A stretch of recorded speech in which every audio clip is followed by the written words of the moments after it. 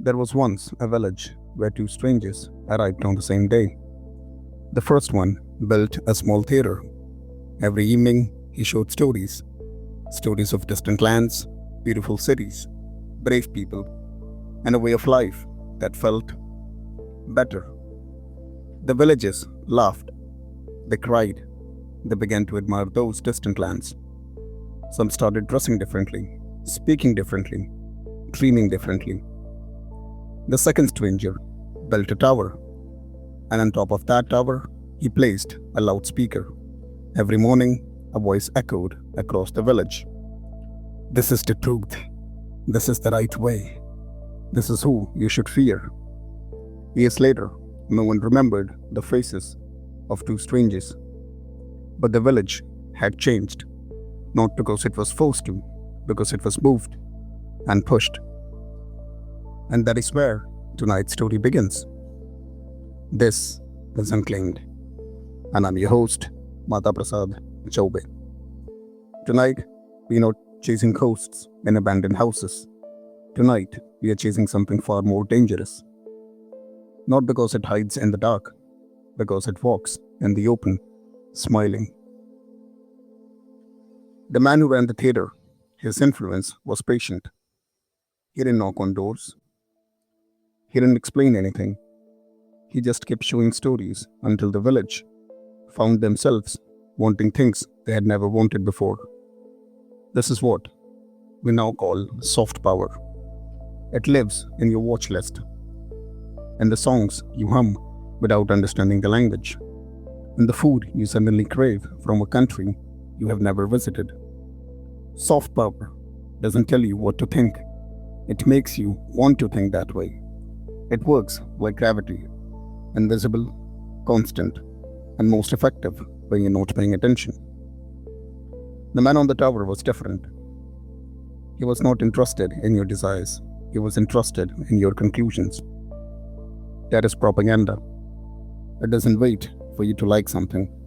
It needs you to believe something immediately, repeatedly, and loudly. It selects facts. It removes doubt. It repeats the message until the questioning it begins to feel like a kind of disloyalty. Here is where the story of village gets complicated. For a while, the two strangers stayed on the opposite side of the road. The theater on the one end, the loudspeaker on the other. The villagers could tell them apart. They chose to walk into theater. The loudspeaker gave them no such choice. But over time, something shifted. The theater owner discovered that certain stories brought the villagers back more reliably than others. Stories where their sides always won, stories where the enemy was always obvious, stories that made them feel proud without making them feel complicated. He began showing more of those, not because he was told to, just because they worked. And the man on the tower, he grew tired of shouting. He hired storytellers. That is the uncomfortable truth about soft power and propaganda. They begin at the opposite ends of the road, but they are walking towards each other, and when they meet in the middle, they look almost identical. The simplest way to tell them apart is this: when you walk out of the theater, are you asking questions? Or have the questions already been answered for you? Soft power leaves you restless, curious. It makes you want more, and it tolerates the possibility that you might not like what you find. Propaganda closes the door behind you. It is not comfortable with your doubts. It has already decided what the story means. But here is what neither the theater owner nor the man on the tower will tell you. The line between them is not fixed. It moves. It depends upon who is watching and how much they are willing to think. A story that unsettles one person is propaganda to another. A campaign that feels like inspiration to one generation feels like manipulation to the next. This is not relativism. It is just honest. What the village never understood, and what we are still learning, is that the most effective influence is not the one that shouts the loudest. It is not even the one that tells the most beautiful stories.